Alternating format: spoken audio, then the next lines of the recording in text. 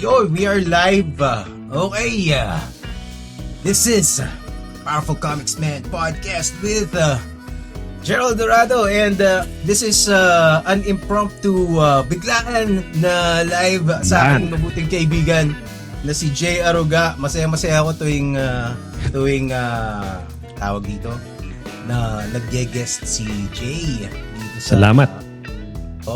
Actually I invited him yesterday para dun sa live stream ko tungkol din sa reaction video ko sa yung live stream ko kahapon. Medyo busy pero ngayon nandito na si Jay Aruga. Okay, yeah. So yung if you saw our thumbnail and title, this is another discussion about dun sa nangyari kay Alyssa Alano.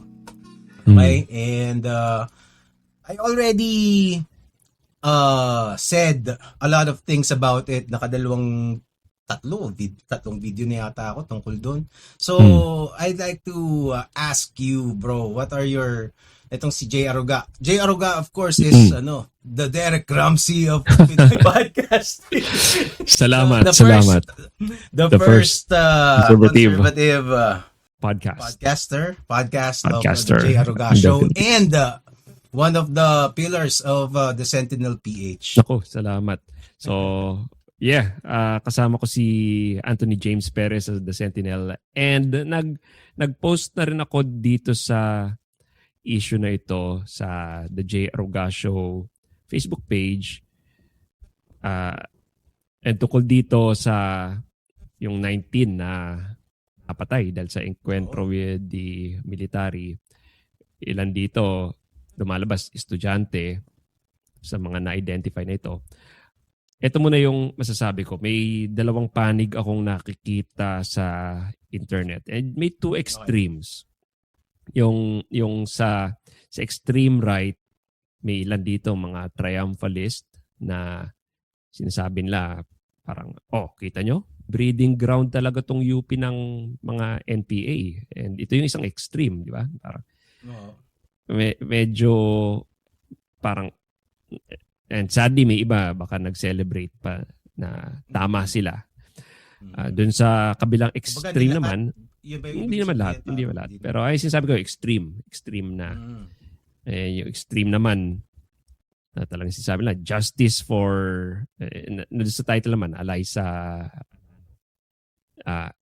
to the point na sinasabi nila na talagang, baka may rob out ba yun? Yung talagang, pinatay talaga, massacre ang tawag ng military. So, hindi ko alam actually yung katotohanan dito dahil wala naman tayo doon. And we can only speculate. Pero sa Sentinel, nakikiramay kami doon sa mga namatayan because death is always tragic kahit sino pa yung napatay. And I'm against sa dancing over the graves ng mga napatay sa encuentro. So yun. Just the dead. The dead, di ba? Yeah, kahit sino namang napatay or pinatay, depende kung anong point of view mo. Yung name calling, nagkaroon ng name calling after this. Hindi ko alam kung saan nanggaling yung corned beef. Pero hindi ko na yun yung corned beef, yun. Parang di ko alam kung inside joke yun sa military o mismo, but basically that's kumbaga yung mga slain NPA rebels, so sobrang daming tama nila, kalasog-lasog yung katawan. Okay, as gruesome but that sounds, so that's the origin. So yun, then actually nung nabasa ko yung Alyssa Alano, parang akala ko nga FHM model siya dahil may Alyssa Alano. Di ba? Di ba yun yung yun yung mismo pangalan, pati spelling yung Kiss. Alyssa Alano. Kaya nga. So may isa pang napatay, RJ Ledesma yung pangalan. Akala ko naman yung sa Royal True Orange. So, oo nga, no? So, akala natin mga celebrities yung nandun sa encuentro. Pero yeah, seriously, may mga claims na yung NPA sila hindi mawawala yung claims. And it could be true. Hindi ko alam actually. Baka nagre-research sila. Ito yung claim naman dun sa kabila. Mga researchers sila and nandun lang sila para mag-conduct ng research para sa mga farmers. In analyzing this incident, obviously, medyo accountable din naman yung mga tao sa sarili nilang choices. Pwede natin sabihin na pumunta sila sa lugar na yon, sila dapat yung accountable. And fine. Pero kung doon lang tayo mahihinto, we are leaving many people and many institutions off the hook. Dahil nandun yung mga napatay, parang wala na tayong magagawa. Napatay na sila. Pero I think may mga conversations pa na dapat nating pag-usapan. Ako ever since, ayokong labanan ang communism or socialism through red tagging. Hindi mo naman masya-shame out ang mga estudyanteng ito out of this ideology. I would like to fight communism through discourse, and nakagawa na rin ako ng ilang episodes sa The J. Aruga Show na pinapakita ko, or dito sa The Sentinel PH, na pinapakita kong bakit hindi magandang ideology yung communism. Pero dito sa kay Alyssa Alano, gusto kong pag-isipan ang pangyayari na ito sa point of view ng isang tatay, ng isang parent. Dahil may anak ako na nasa college, and kung tatay ako ng isa sa mga napatay na ito, sorry, pero ang unang papasok sa isip ko ay kakasuhan ko, or at least papaimbestigahan ko yung teacher or even yung school ng anak ko. Kung bakit siya nalagay sa isang posisyon na kailangan niyang mag-research sa isang delikadong lugar. Yeah, sige, go ahead. Let me just add a few things. It's you said kasi kanina na kumbaga nobody really knows because we're not there, 'di ba? But then again, meron kasing mga evidence na photos ang AFP na nilabas. So I suppose we can say na those are factual. Ang mga sigurado nating totoo ay one, namatay sila. Is nandun talaga sila kung saan nagkaroon ng barilan, 'di ba? And based dun sa photos, nakasuot sila ng like their combatants. Meron silang dalang mga magazines, and they said na merong hawak na armas at nakipagbarilan daw talaga. May video daw talaga yung AFP. Sana nga, di ko alam actually may mga nagsabi nga na ipa-paraffin test daw yung mga bangkay, di ba? Para at saka also of course pwede naman nating sabihin na baka sinet up lang yun. Pero based dun sa photos kasi mukhang organic, kasi nakita ko yung ibang mga gruesome photos na binababoy nga nung iba . Like you, as much as I hate young people getting recruited dito sa mga ganitong kilusan and dying needlessly. I don't want to I'm not for rejoicing deaths, especially of kasi ang tingin ko sa kanila biktima rin talaga . Oh, definitely. Ang stand ko dito, I'm really giving a lot of benefit of the doubt sa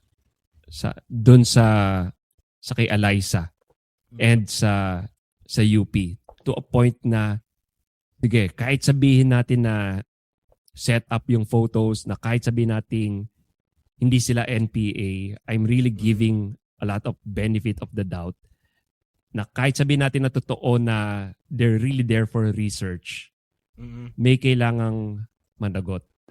And yun yung pinanggagalingan ko na Yes. kahit na hindi Just the totoo fact na just the fact na nandun sila diba? at So, parents why ako would you- na kaya nga sa UP nag-aaral yung anak ko, paano napunta sa Negros? Yun yung unang tatanungin ko. Oo nga, Diba? nagpaalam ba yun? Diba? Oo, Meron as- bang waiver na pinirmahan yung magulang? Diba? Kaya nga, di ba, as a parent. And yun nga, I'm giving a lot of benefit of the doubt. Talagang, even na totoo na that they're only there for research, marami pa rin dapat managot. May teacher na kailangang managot, yung school kailangang managot. Dahil kung lang magiging accountable na teacher or school sa incident na ito, mauulit at mauulit yung bagay na yun. May isang incident sa UST last year kung saan nagpakamatay yung isang UST student dahil sa grades. At Wow, nung hindi time ko na pa yon, naalala. nung time na yon, nag-suicide. This is another dark topic. Mhm. Pero nung time na yon, UST ang pinapa-hold accountable nung mga aktivista. And even yung kabataan party list, UST ang hinohold nila accountable dahil lang sa nag-suicide yung isang bata, isang estudyante. I'll share you ito. I-share ko sa iyo Sige.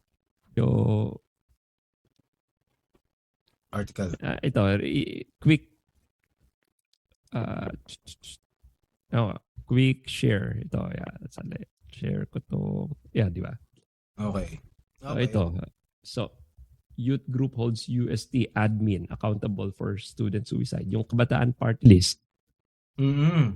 So, they demanded accountability from UST. And one could say na kapag a student took his or her own life, siya yung accountable sa sarili niyang kinahinatnan. Mm-hmm. Pero dito sa case na ito, yung UST ang pinapasagot. Or even yung teacher, nagkaroon na nga ng... Saan daw nagpakamatay? Nagpakamatay siya dun sa within school premises? Well, doesn't matter. Pero yung sa nag-fail yung grades niya, yun yung reason eh. Di ba? Okay. Parang ilang points na lang daw, papasa na. Pero hindi pa daw pinagbigyan ng teacher. So, yun yung issue noon. So, ang point ko lang, dito sa case na ito, yung mga tao, they held UST tsaka even yung teacher accountable. And they held the school accountable. And I don't think nalalayo itong incident na ito dun sa estudyanteng suicide, di ba? May mga namatay na estudyante. At the very least, kailangan maging... So basically what you're pointing at is may inconsistency doon sa reaction nung youth group nitong mga kabataan, 'di ba? Nung kabataan party list kasi dito ang sinisi nila is yung school. Yung school. Dito even yung teacher. Dito kay Eliza ang sinisisi niya AFP, 'di ba? So tama. That's a huge difference. Okay. Mm-hmm. And one would ask why, 'di ba? One would ask bakit ganun yung reaction nila sa almost similar, not exactly similar, pero may mga namatay na estudyante. Even yung hazing kunwari pag may namatay na dahil sa hazing and ang pinapaimbestigahan yung mga nasa school, 'di ba? Pag kunwari may napatay sa hazing, magiging accountable yung school. Bakit pinapayagan nyo yung mga ganitong pangyayari within the school premises? So, and syempre gagawa ng action yung school para hindi na maulit yung ganong pangyayari. Yes, correct. So yun yung accountability, kumbaga parang Does Kabataan even asked UP to Mhm. to explain bakit pinayagan yung pumunta dun sa bundok, 'di ba? Ano bang gagawin doon? Mhm. Alam niyo may Mhm. mga NPA doon. At kung Mhm. hindi nila alam, ba't hindi nyo alam, 'di ba? And Right. also, bakit Oh. laging galing sa inyo, 'di So, ba? yun. I'm really giving a lot of benefit of the doubt. And let's Mm. say pinayagan ng school mag-research si Eliza sa Negros. And from what I heard, uh, sa mga ganitong hotspots, kailangan ng local government permit or Mm. kailangan at least may kasama kang LGU para Yes, mag-conduct ng especially mga kasi para din ganitong research. ma-verify kung ano man yung nire-research mo, 'di ba?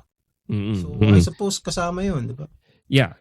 So, if that's the case naman, tsaka ko i-move yung investigation dun sa local government na kung totoong nakakuha siya ng permit, nagbigay ng permit, bakit niya binigyan ng permit ito sa isang hotspot kung saan madalas may enkwentro ng ah, NPA.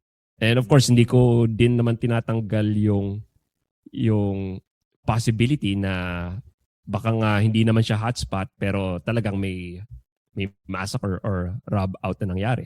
Pero babalik tayo dun sa question na bakit nandiyan yung anak ko Oo nga. na nasa UP pero napunta sa Negros. So babalik tayo dun sa question na yon. So very methodical and kumbaga parang this is the Mm-mm. most basic question, 'di ba? Right. Never mind the ideology, never You're right. mind the the different group Mm. affiliations, kung NPA, kung hindi, 'di ba? Or Mm. AFP, 'di ba? Bakit lang nandun? Just the physical Yeah, di ba?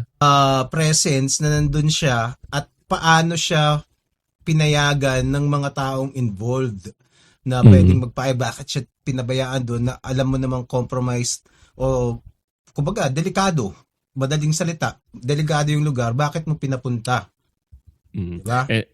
And hopefully pagdating sa investigation ma-analyze yung side na yun. I don't know kung ano yung magiging ng investigation dito pagdating sa ating mga kagalang-galang na mga tao sa Kongreso or sa Senado, hindi ko alam. Pero just alone kung let's say may 18-year-old ka and yung 18-year-old or sabihin natin 19-year-old, medyo adult na rin naman yon. Oo. Let's say nasa bahay ka tapos may 18-year-old or 19-year-old ka tapos dun sa gate nyo may biglang stranger, suspicious na kumakausap sa anak mo. Even though na adult na yung 18 or 19-year-old, kapag may suspicious stranger doon na seemingly parang rini-recruit yung anak mo, I'm sure habulin mo ng itak yun or palalayasin mo eh. Doon within your premises, di ba? Sa bahay mo. Ano yung kinaiban nito kung nasa school naman ngayon yung anak mo at merong mga stranger na seemingly nagre-recruit dito, di ba magiging overprotective ka din as a parent? And yun yung medyo parang nawawala sa atin eh. Hindi ko... Wait, I don't know if I'm understanding you correctly. Sige. Is it you parang Let's say- referring to the school as the parent or the literal Or- parent? Hindi, let's say, ito naman yung case na kunwari may talagang nagre-recruit na NPA sa anak mo. School. Sabihin natin ito na yung extreme. May nagre-recruit na NPA sa anak mo.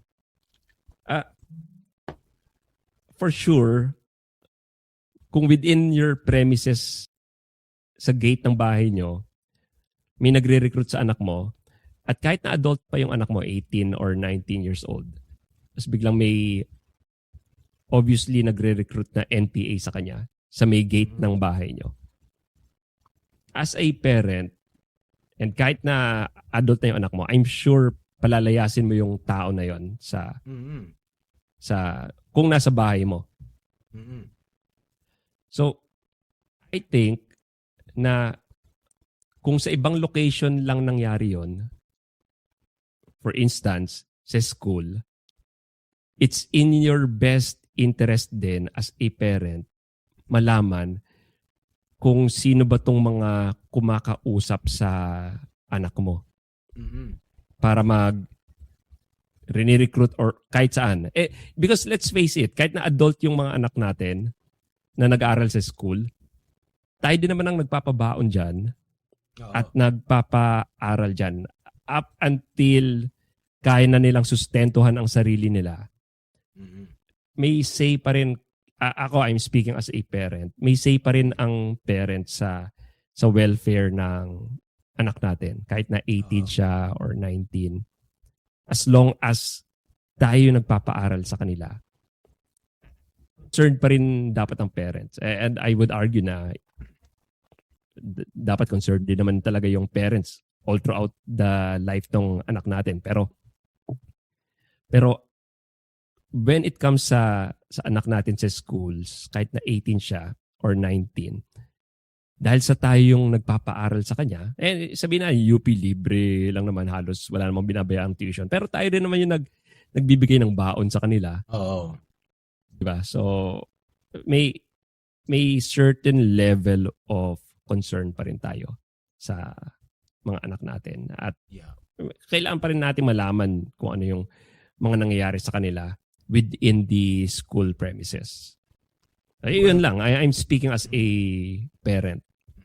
But let's assume that the parents really were trying their best to know everything what's happening with their daughter.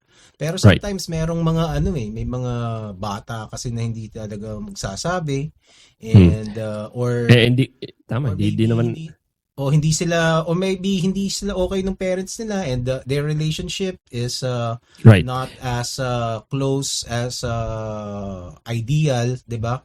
Mm-hmm. So it's those could be parang moving parts kung bakit hindi, or pwede naman talagang hindi talaga detached talaga yung parents. Hindi natin alam, 'di ba? Hindi ko din alam kung ano yung relationship ni Alay sa parents niya. So that's why ang mga hypothetical ko lang is kung ako ang parent ni Eliza, this is what I would do, and hopefully someone from the government would think the same thing, or may mga other bodies na concerned na talagang kung gusto nilang matigil na to, yung mga estudyante na nagre-research sa kung saan-saan,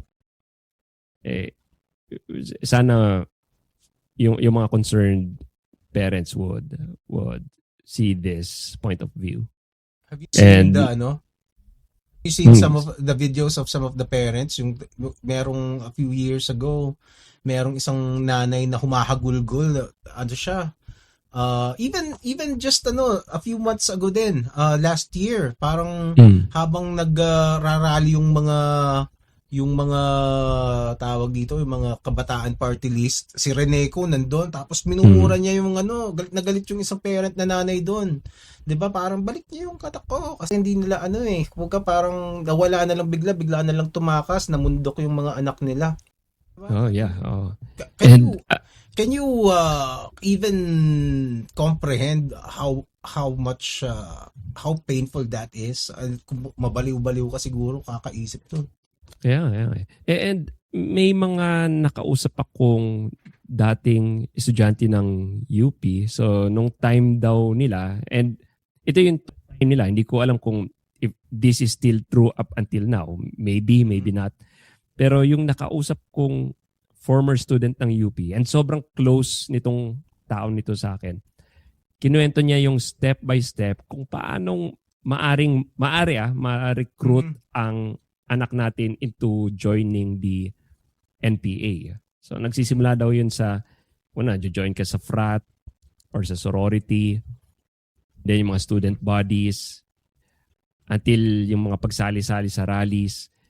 And nung time daw na yon, meron daw talagang mga susundo sa'yo para sumama sa mga night meetings kung tawagin. Meetings.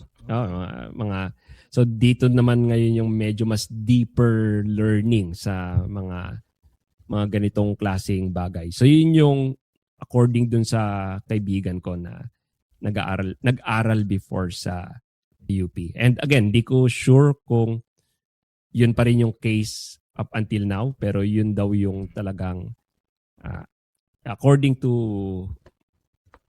my source na taga UP before. Hindi naman this is kumbaga I don't think UP should be, kasi may madami pa ring na-offend na pag nabanggit yung UP, parang nagkakaroon ng connotation with ganitong klaseng grupo, di ba? But you can't really blame the people because we see patterns, di ba? Nobody could definitively say with 100% certainty na ganito yung nangyari talaga, ganyan, ganito kayo, or ganyan sila. Diba? These are your intentions. Nobody can say that with 100% certainty. But you can, there is pattern. You can take diba? Hindi parang, people are not stupid. Diba? Yeah. That's why for me, kailangan talaga magkaroon na ng investigation. And sana itong incident ito could be a jumping point. And kung hindi talaga nangyari yon, then siguro madali namang i-prove ng UP na hindi nangyayari yon. But it needs to start somewhere. Kailangan someone needs to look into this. Maring talagang nagre-research siya, but this incident could be a jumping point para talagang matignan kung may mga ganong bagay talaga. What's frustrating kasi is this is not the first time. This is far from being the first time of this is just kaya nga kumbaga parang sawa na rin yung mga tao eh. Kaya nga naging mean na yung mga tao. Dati naman hindi man ganyan magsalita yung mga tao pag may namamatay eh. At least from what I recall, 'di ba? Kasi ever since nagsimula yung Facebook, ilang instances na yung ganyan, 'di ba?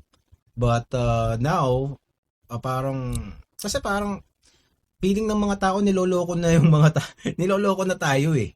'Di ba? Parang 'di ba parang look guys, hindi kami tanga, 'di ba? Nakita namin naka-combatant gear yung tao eh, 'di ba? So give me a satisfactory answer. This kumbaga it's not they're not, hindi sila sumasagot ng rekta eh, 'di ba? And tell us the whole story. Do not gaslight us, 'di ba? And kasi ang isang frustrating kasi sa mga leftists, sa mga far leftists natin is sabihin na natin communist, 'di ba? Kasi hindi naman bawal maging komunista eh. 'Di ba? Kasi ideology lang naman yung communism. Hindi naman bawal 'yun. Nasa isip mo lang naman 'yon, 'di ba? Whether you agree diba? to it or not. Diba? It's just a belief na parang yung kumbaga parang shared resources, 'di ba? Na parang kumbaga walang nakakalamang, 'di ba? Ganun yung yun naman yung konsepto ng communism. So okay lang naman yun eh, na maniwala kang ganun. Kung kaya mong ipaglaban yun, kaya mong i-debate yun and prove that is the superior ideology in terms of economics and whatnot, then go for it. Ang bawal is yung makikipagbarilan ka sa sundalo. Yeah, kung pumunta ka sa bundok na may mga baril ka, syempre ang unang mga tanong diyan may mga permit ba yung baril mo, then syempre you need to carry your firearms within the bounds of the law. Yun yung mga tanong diyan. At the same time, kasi for the longest time, pag nadidinig mo yung salitang NPA, medyo kaakibat nito yung extortion, yung pagpapasabog sa mga cell sites. So, medyo negative dahil ito talaga yung connotation niya. So, rebelde talaga na may halong terrorism involved. Yes. Actually, itong NPA nga is yung armed, terrorist armed. Yeah. Ano talaga Yeah. siya? Sundalo kasi talaga siya ng UP, ng Communist Party of the Philippines. Right. Diba? Nagiging terrorist lang naman ang isang grupo once na yung ideology mo, you use violence para ma-push yung ideology mo. So dito lang naman nagiging terrorist yung isang grupo. But to your point, kung ideology lang, kung you believe lang na communism and socialism is the correct path, parang Hindi naman bawal yun eh. And hindi man bawal, hindi man kontrolado yung sa akin pag-iisip natin. para sa akin nga dapat i-encourage yun eh. Kasi ang nangyayari, pag kinall out mo yung mga tao na parang communist yung ideology mo, baka komunista ka. Ang sasabihin nila, red tagging ka.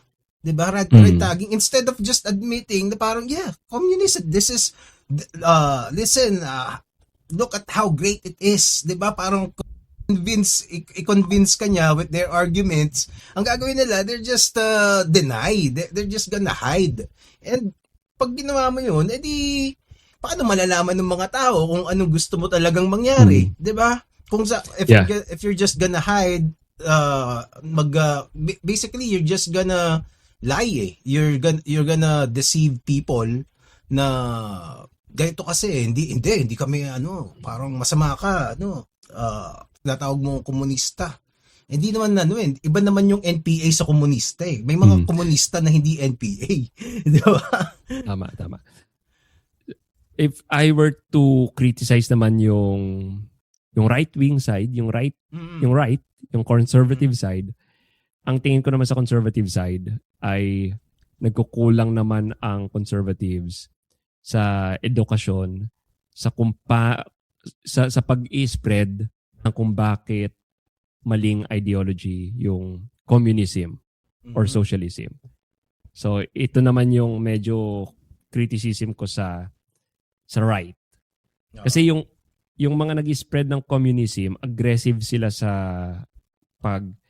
educate, quote-unquote educate ng mga kabataan kung bakit ideal covert lagi yung style nila is to make it as covert as possible. Yeah. Diba?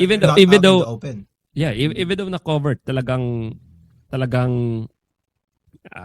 proactive sila sa papalaganap ng ideology kung bakit for them tamang ideology yung communism. Sa right, I don't see the mechanism para ipakita kung bakit okay yung capitalism. For instance, sabihin natin capitalism. Wala namang classroom to classroom sa UP or sa mga schools para i-promote ang capitalism as opposed to communism. However, allegedly, meron daw mga nag-classroom to classroom para i-promote naman ang communism. So walang ganong equivalent sa right. Which I think counter-protest dun sa mga walang counter-protest. Diba? Dun sa mga leftist rally sa UP, never pa ako nakakita ng right na protesta doon. So yun naman yung criticism ko sa right. Medyo and that is why I try to make episodes explaining kung bakit maling ideology yung communism. So yun.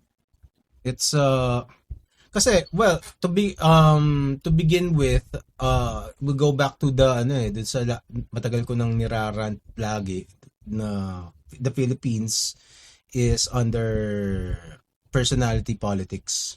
Right. So ang politics sa atin is not really politics eh. It's parang fanboying and basta it's fandom. Basically fandom ng Duterte, fandom ng mga Pink, ng BBM, loyalista. Yun ang klase ng politics ang meron tayo. It's personality. We're not based on any ideology. There's very few of us who really parang took time to understand what communism is, what capitalism is, 'di ba? What socialism is, ano ba yung libertarian, ano ba yung centrist. 'Di ba? Those are kumbaga it's nakaka-disappoint na ang unti lang ng mga interesado doon, and most people pag narinig yung salitang kapitalista, parang negative agad yung ibig sabihin noon, or Yung dating, conservative, 'di ba? Yung conservative kasi parang ano to, ay mga makadusto na 'di ba? Lolo't lola. Oo, 'di ba? Mga ganun. Kumbaga it's not hindi hindi hindi yung ideological meanings noon na paniniwala na established na for centuries, 'di ba? And hindi it's not that it's not that Filipinos are stupid, too stupid to understand it. It's just that hindi lang talaga naituturo sa atin itong mga bagay na to. 'Di ba? And I don't know, it's probably deliberate to not teach us, 'di ba? And also another angle lang din dito is I don't think din kasi na parang kasi yung mga conservatism, yung liberalism, communism, mga ganyan, these are also Western ideologies. These are not endemic to us. Tama. Meron din tayong sarili natin and we can't even pinpoint what it is. The closest that we've come up recently is yung kapwa ideology, 'di ba?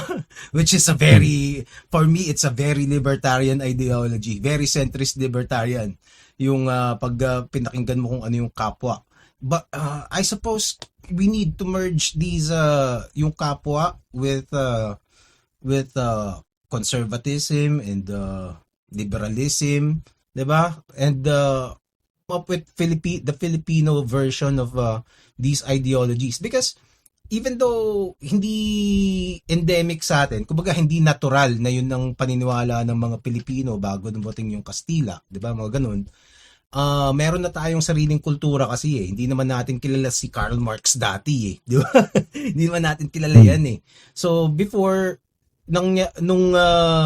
kasi even though foreign to mga to, we can't deny the beauty and effectiveness of capitalism and liberalism and even some socialists. Bigay na natin. 'Di ba? May mga intentions namang maganda talaga. Maybe the execution is the part that we can disagree. But I think each and every ideology hopes for a better country. 'Di ba? But nga lang, syempre, we can't have it all. 'Di ba? Yeah. And sadly nga, gaya na sinabi mo, personality politics tayo. And mukhang, kasi mahirap talaga sa totoo lang, mahirap mag-grow ng channel sa YouTube. As you know, and as I know, na kung ang topic lang natin talaga are these ideas and ideology. Siguro nga kung nag-dwell tayo sa personality politics, baka mas mabilis nating mapapa-grow yung channel natin. Dahil yun talaga yung maraming, yun yung gusto ng Pinoy, yun yung gusto ng mga viewers, yung kampihan talaga para either BBM or Duterte or Pinklawan. And baka nga kung gusto nating ma-push kung gusto ko, baka lang, na kung gusto ko ma-push yung agenda itago ko sa Trojan horse ng personality politics. Tapos doon ko ilalagay yung conservatism. Pero hindi naman maganda yon dahil pangit din naman na. It doesn't fit din It doesn't fit really, di ba? Even if I try, naisip ko na rin yan Parang dahil sa totoo lang, and I'm real against dun sa ilang mga conservative groups na medyo they let's say quote unquote kiss ass sa ilang mga politicians dahil it leaves less room sa paano kung gumawa ng mali yung politician na yan. di ba? Oo. Sige, mag-name names na ako. Kunwari si Sige. Joel Villanueva, di ba? Na sangkot Okay, siya okay. doon sa Mm. sa yung Scandal, flood control. Oo. flood control, di ba? Mm-mm. Nasangkot siya doon. Pero prior to that is very conservative siya. And some conservative groups or personalities or commenters baka medyo dumidikit sila sa kay Joel Villanueva. Pero hindi nila ina-account yung possibility na at some point baka mamaya masangkot sa isang scandal ito. And hindi naman natin alam kung ano yung truth doon. Pero ano gagawin mo kung nasangkot sa scandal yung tao na you were supporting o nag-quote unquote kiss ours ka, di ba? Mm-mm. So medyo nandun yung danger. That's why when it comes to these personalities, okay lang kung purihin mo sila kung may sinabi sila or ginawang mabuti, then punahin mo kung may ginawang mali or sinabing mali. So, Well, I think also, I've been thinking about this concept hard. Hindi ko pa na-figure out, but kasi like I said, let's say we know the beauty of mga sinabi natin, yung mga classical liberalism, mga conservatism, and yung mga ano natin, yung mga ideologies na yan.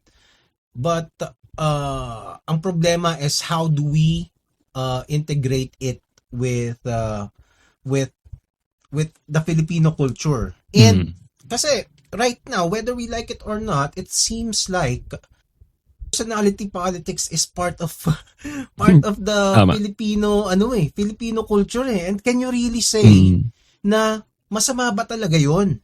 'Di ba? Masama ba talaga yung personality politics? Of course, we know that anything na sobra-sobra magiging masama 'yan, 'di ba?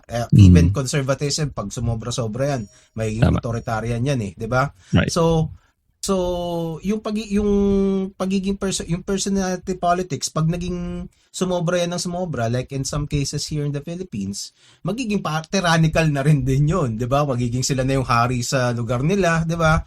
So or sa buong Pilipinas. But kung nasa saktong amount lang siguro, I think meron naman talagang benefit yung kilala mo yung leader, 'di ba? Like kasi nakita ko yan as a probinsyano na kumaga pag kilala mo yung barangay captain, kasi mayroong mga barangay captain na sa amin na madaling lapitan, may mga barangay captain na yung mga suplado sa mga ganun, nakakabwisit talaga, 'di ba? May ganun. Diba? Kumbaga parang meron ding silbi yung yung barangay captain na pamilyar ka, na magaan ng loob mo, na gusto mo siya kasi kumbaga that's personality politics. And I think Filipinos over the centuries have gone accustomed to that. Dito sa Manila kasi iba na yung medyo parang nawala na yun, lalo na dun sa mga village na pamayanan. Pero dun sa probinsya, nandun pa rin talaga yun eh. So, it's ang tanong is how do you integrate it with Western ideology na nakakabuti, like let's say capitalism. That is the best way for economic gain, 'di ba? So how do you merge that with personality politics, or siguro parang datu culture ata tawag doon, kasi yung personality yung datu dati, 'di ba? Tama. So sa akin lang naman nagiging masama lang naman yung personality politics kung nagiging diehard yung supporters kahit na obviously na may mali nang ginagawa yung personality na sinusuportahan. And yung pagiging objective, hindi na naging objective minsan. And hindi naman din parang immune ang ibang bansa sa personality politics. Oh. Si Donald Trump, 'di ba? May mga talagang diehard na Trump, and right now may mga nasa right na against na kay Trump ngayon, like sina Tucker Carlson, sina Candace Owens. Medyo although syempre may mga criticisms ka na pwedeng sabihin tungkol kay Trump, pero may mga diehard Trump din na talagang kahit na anong gawin or sabihin ni Trump, kahit na yung Jesus na meme na pinost niya, talagang pagtatanggol mas mahal pa si Trump kaysa kay Jesus. Hindi na pagtatanggol pa si Trump dun sa ginawang meme. Si parang Donald Kaya nga. So although pwede mo namang i-criticize yung tao dun sa ginawa niya, at the same time kung may ginawa siyang mabuti, edi purihin mo rin, di ba? So yun lang naman yung danger nung personality. Yeah, and I think hindi naman ano yun. Tingin ko hindi rin talaga may iwasan yun kasi ganun, may mga taong charismatic talaga 'Di ba? Kaya nga, and it comes with with any ideology. Merong mga leftist na katulad siguro na Che Guevara dati, 'di ba? Mga ganun. O kaya even yung sina Lenin, yung mga icons ng communism, hindi naman sila magiging ganun kung hindi sila charismatic 'di ba? Tama. 'Di ba? So even Hitler was charismatic Yeah, people before, 'di ba? Kaya nga tama diba? ka. So it's personality politics pa rin 'yun, and it's not unique to Filipinos. Although dito kasi ang problema is we are left with just personality politics. Chapsuy yung values. Chapsuy. Wala naman talagang parang ano yung nasa likod ng personality at ano yung values na pinanghahawakan niya. And yun yung big difference. At least when it comes to Donald Trump, medyo consistent naman siya dun sa pro-life niya, yung pagiging pro-life niya, medyo consistent siya doon. And yung social conservatism, medyo consistent din siya doon. And you may say anything you want naman dun sa decision niya sa war sa Iran. Pero on other aspects, consistent siya. So, yun. Tama. At least dun sa base niya, 'di ba, na pinangakuha niya nung election. Dito sa Pilipinas nga, you can't even pinpoint kung anong ideology ni Sara Duterte. Ano ba ang ideology nun, 'di ba? Kahit nga si Risa Hontiveros, yun ang mga mga progressives. Yan yung mga madali na progressive to, 'di ba? May mga iba nga na na mga sinasabing progressive sila na influencer, tapos pag nakita mo hindi naman parang hindi naman, 'di ba? Na katulad na na maaring ang pangalan ay Nico David. Hindi. although si Risa Hontiveros, kung tatakbo siya sa next na election, either VP or hindi ko lang kung president or VP, napapansin ko na medyo naglalay low siya sa mga progressivism niya. Bakit? Kung gusto niyang ligawan kung gusto niyang i-endorse siya ng simbahan, or pansin ko iglesia, hindi kay i-endorse kung let's say pro-abortion ka. Yeah. Feeling ko, and ito yung nakikita ko recently kay Risa, medyo naglalay low siya sa pag-push ng mga dating pinupush niya. And feeling ko dahil balak niyang tumakbo sa next na halalan. Maybe. Kasi wala kasi silang kandidato ngayon Nagsabi na si Lenny, ayaw niya talaga Diba? Ayaw daw niya. Ito kasi, the thing with Lenny, I believe in her integrity Hindi siya katulad ni Sara Duterte na parang sasabihin hindi tatakbo pero tatakbo talaga. Si Lenny, pag sinabi niyang hindi siya tatakbo, malamang hindi talaga siya tatakbo. 'Di ba? I don't think she's that kind of person who with these kinds of things. 'Di ba? Tapos overtly sasabihin niya hindi, tapos andyan siya, 'di ba? I don't think ganun yung diskarte niya. And that what makes her very respectable, or one of the things that makes her very respectable for me. And kung let's say ibebetray niya bigla yung ganong klaseng ugali niya, parang magugulat ako 'di ba? Parang ba't ganyan? 'Di ba? But then again, itong mga yung mga Pink kasi wala silang kandidato, 'di ba?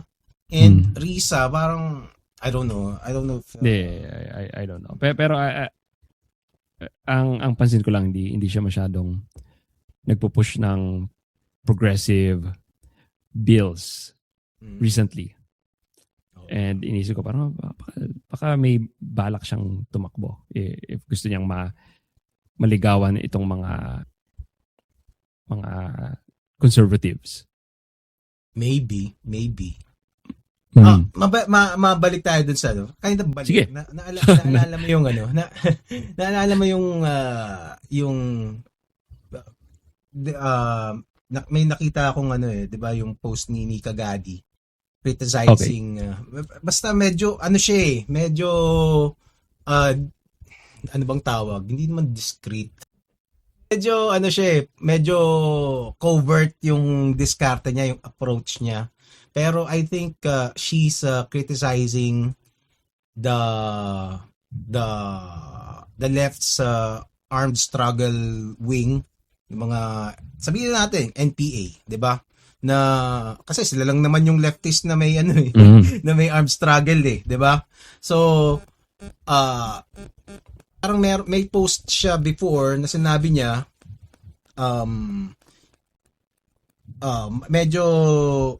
medyo naka-coded yung pagkasulat niya. But I think yung mga left wing knew exactly what she was talking about. Okay? And as I read it, parang sinasabi niya na yung yung armed struggle, yung paglaban using violent means, fighting the government head on through weapons, through guns, is basically outdated na. And parang I think she's campaigning na itigil na yan. 'Di ba?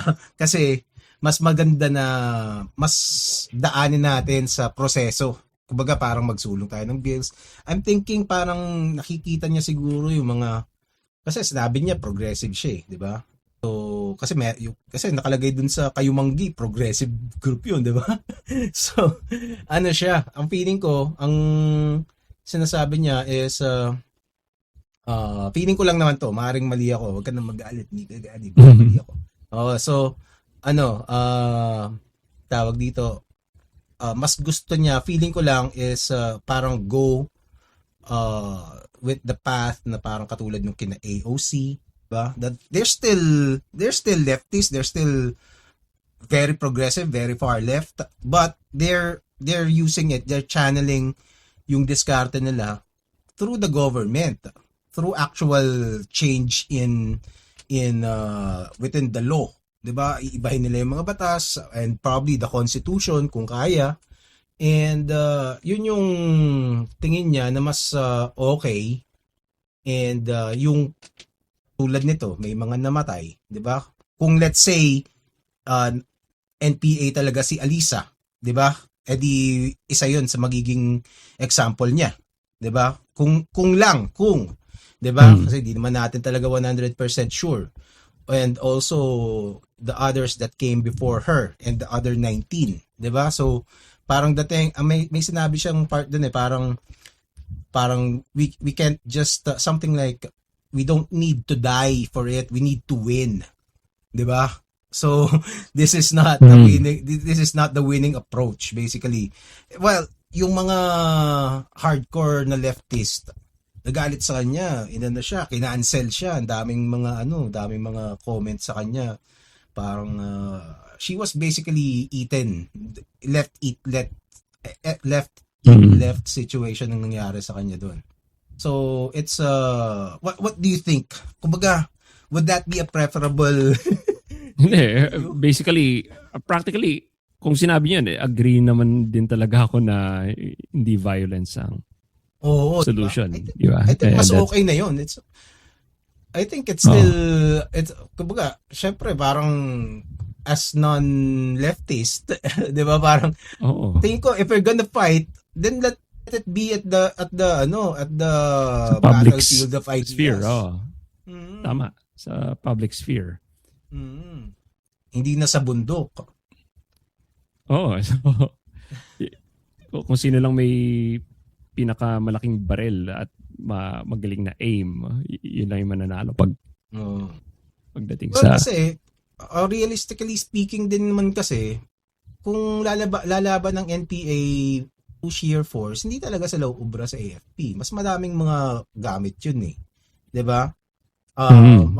Unless bigla silang I don't know, meron silang special forces, nahuli niya lang si Marcos doon. 'Di ba? Pwede ganun lang siguro pwede nilang magawa.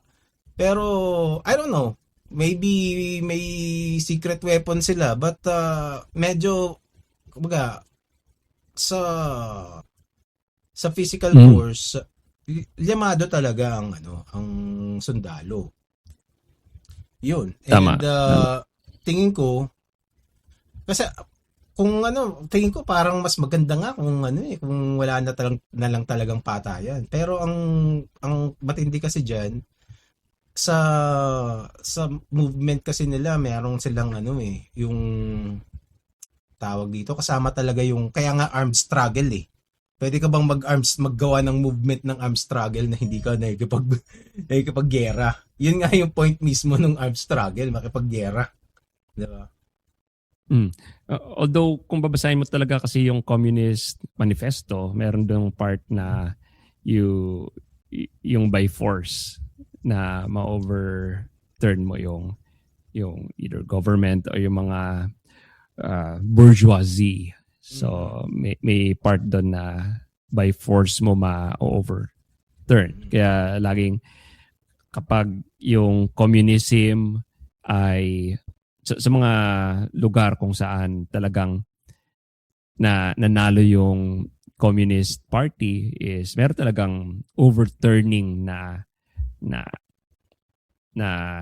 nangyayari. So, part siya talaga ng manifesto. Sadly. Yes. Actually, isa pang in-strengthen niya nung pumasok si na Lenin, 'di ba? Tsaka Right. doon kay Mao. Kasi yung ang manifesto ng NPA is MLM, Marxist, Leninist, Maoist. Mao Zedong Tot. Yun ang yun ang kanilang and that is talagang revolution yun. Yung parang Right. never-ending revolution. Ganun ang ideology talaga nila. And So, you can't follow that ideology without doing revolution. So, Diba? feature talaga siya. Oo, 'di ba? It's not, hindi optional 'yun. Hindi siya Diba? bug. It's a feature na talagang part yung struggle or yung overturn ng tapos after nilang ng ma-overturn mga bourgeoisie. yung mangyayari kasi yung mga workers naman magiging bourgeoisie tapos ulit lang ganun yung cycle nila Tama. At least ganun pagkaintindi ko Pero well, yun yung pinaka theme ng Animal Farm ni George Orwell. diba? Who's been a socialist all his life. Pero nagsulat siya ng isa sa best anti-socialist book of all time. Kasi pag ikaw na yung nasa kapangyarihan, wala kang it will lalo na kung talagang ikaw yung may hawak ng kapangyarihan na unchallenged ka. So I don't know, kung if I have to choose between parang fighting, kasi hindi naman ako sundalo, 'di ba? Hindi naman ako magpagbarilan, 'di ba? Pero kung kasi but I would choose over it kasi para lang wala nang mamatay na bata, 'di ba? Right. So, yun lang, 'di ba? So, yun. Salamat. Wala. Salamat. Yun. Sa mga, ayos. sa invitation na ito. Tama, tama. Anong ano ka bang gustong i-promote? Yes. Jay? So siguro yung The Sentinel PH na Facebook page tsaka YouTube channel. So ito yung gino-grow natin ngayon para i-promote ang social conservatism, yung mga conservative values. And yun lang. Sa search nyo lang kung napapanood nyo to sa YouTube, search nyo lang The Sentinel PH. And kung nasa Facebook kayo, search nyo lang din yung The Sentinel PH. Kasama ko si Anthony James Perez dito. At sinusubukan namin na maging daily wire ng Philippines. Pero how's it going? Mukhang okay naman. Nakikita ko lumalaki talaga eh. So yung congratulations sa inyo. So yung Facebook page natin is very active. Ang daming mga followers na ngayon. Yung YouTube naman, yun yung tinatry naming i-grow. And medyo mas mahirap pag-grow ng YouTube as you know, mismo sa Gerald. Pero subukan natin yon. Subukan natin mag-grow ng YouTube. Yun. So let's help each other. And dito pala si na Jerome, di ko nakikita yung ano nila. Si Jerome. Ayun, sa comments. So, kumusta? Kumusta, Jerome? Magandang gabi sa inyo. Yun. Jay Aruga, ladies and gentlemen, follow him at The Jay Aruga Show on YouTube and Facebook. And yun lang. Paalam.